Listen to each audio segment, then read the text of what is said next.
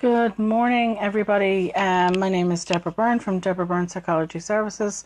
This morning I'm going to do activity in teens, and I've already re-recorded the video on anger, and I'll be posting that up after this video.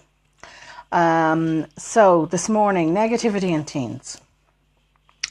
The first thing I would say to you is these blogs all build on one another, so you really need to read them in sequence, and you can check them out at www.DBpsychologyservices.com. And as I've said before, the teen brain works differently than an adult brain. So you need to go back and have a look at the videos. I did that I explained all that in. Good morning, Deirdre. And how that brain will not function as a fully adult brain until they're about 26. So with that in mind, I'm not going to go back over and explain all that again, but with that in mind, you know, their brain works differently. So therefore, you know, although it won't excuse bad behavior, just think about it, take it on board, and maybe it'll give you a better understanding of where they're coming from. Now, the thing about negativity and the negative mindset is, if you think about it really, they're trying to move away from who they were, which was a child, and they're trying to move on into adulthood. Okay, they've got hormones going around their body and flying, their physical changes are happening, their mental changes are happening, their brain, their physical changes are happening up there in the brain. And they're rejecting their childhood, they're rejecting all those things that they used to love, and which represents their childhood. So in a way, they're actually rejecting themselves, and that is a very painful thing to do. We talk about identity crisis. We talk about an identity crisis again when you become a parent. You go through a form of identity crisis. This is what they're having. They're having an identity crisis, you know, and they're rejecting that old self. It's very painful. And I would say to you, never trivialize this, and don't trivialize the fact that they'll start to be critical of everything and everyone around them, which is normal because they don't know what they really like anymore. They don't know where they fit.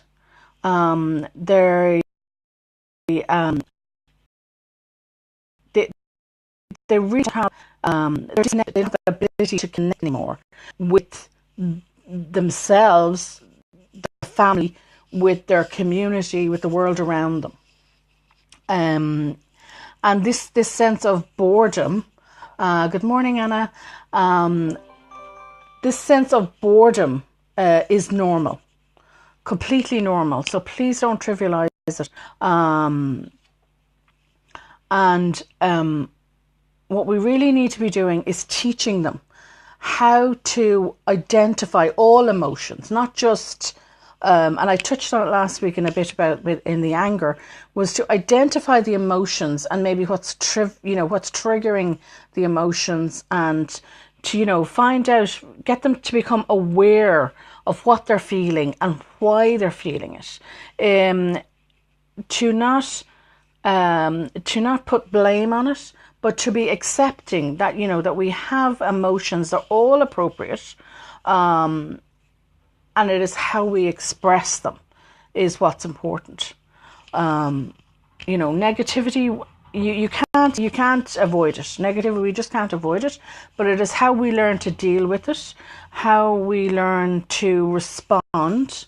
As they say, the equation that is used is E plus or equals O. So that's events, which, you know, we can't change events. There, you know, things happen in our lives, but but added to that, then we have our responses. Those are the things we can change. It is how we respond, and that then leads to the O, which is the outcome. I totally agree, Anna. Yes, parents do need to be very patient and very understanding of teens. Completely. and helping them to build a more positive mindset is so important at this time. How you model your own emotions and how you handle them, how you model your own negativity, will be reflected in them. So if they see you taking positive and healthy steps in managing stressful times, in managing any negativity that's coming into your life, they are going to then pick up on that. No matter how silent or how quiet they may seem, how much they don't seem to give you a response, they are listening to everything. They are listening to everything that is going on around them. They are listening very particularly to you as a parent. They're still listening to you.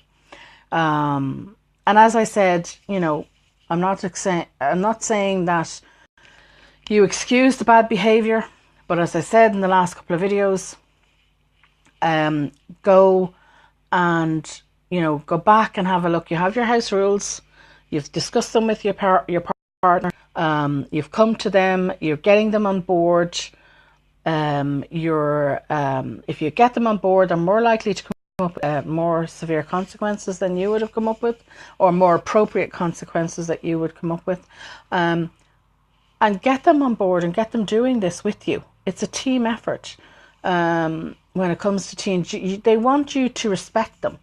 So have a look at the first 2 blogs first, and then go on and read this week's blog, which is on the negativity and the negative mindset. I do go down through some activities. I list down those activities of identifying the what and the why, and then the